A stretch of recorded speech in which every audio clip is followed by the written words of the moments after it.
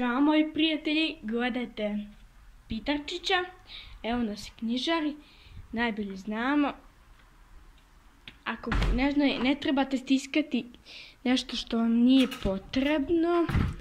Ako ste ogodnili, pravite ručak, nešto znate što vam je potrebno. Onako baš. Ovdje ćemo nabrati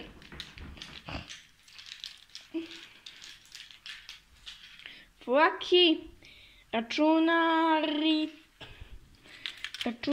kutija, fotelja, slika u Banja Luci, Raiffeisen slika, od izbora trgovine, robot, autić, ostalo slike i knjige. Ova neka životinja majmun što nije u redu. Eto, kazao sam vam nešto što vam je u redu. A kako znate da niste znali, danas gledate najbolji dan kad provodite.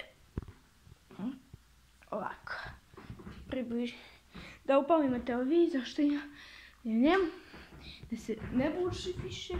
Da nekako ne znamo što nije to u redu. 12. sezone se desilo kada je Tarvida znao da nije neko znao. Idemo na 15.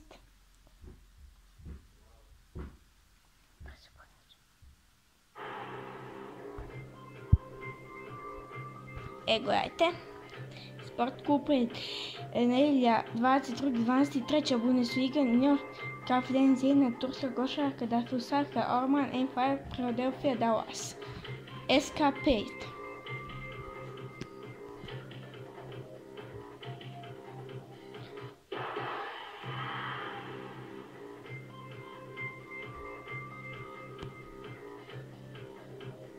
Gledajte, utorak, 17.12. Eurocup Monaco, Vitrus, Eurocup Trent, Unicaja.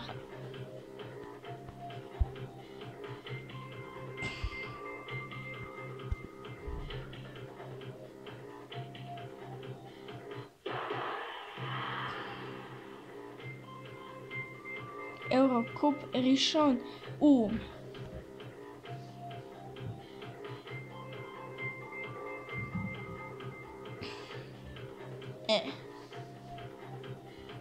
Srijeda 18.12. 18.30 Eurocup Rishon LeZion.